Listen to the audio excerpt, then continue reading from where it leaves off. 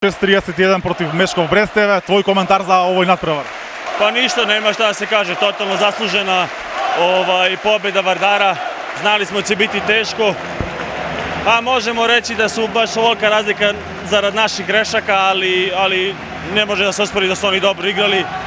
Kao i uvek ovde je jako teško da se igra, publika je verovatno jedna od najboljih u Evropi, tako da znali smo šta nas očekuje, nismo prosto odigrali kako smo se dogovorili i to je to, prosto zasluženo, čestitke i to je to.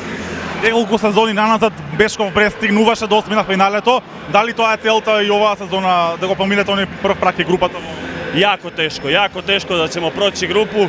Imamo možda još male šanse, ali je jako teško.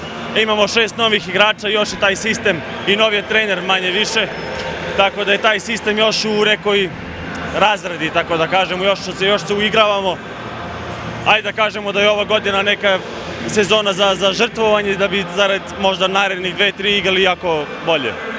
Играше во Србија, играше во Франција, во Македонија, во Металург, па во Полска, сега си во Белорусија. Како ти е таму во споредба со сите претходни држави каде што се играли клубови? Pa dobro je, mislim i u Belorusiji je rukomet jako poznat i to, ali mislim da je u Makedoniji to totalno neki drugi nivo, da se ovde za rukomet živi. Kao što sam verovatno i milion intervjua rekao da sam prvi put u životu vidio da se u Makedoniji između zgrada na terenima igra rukomet.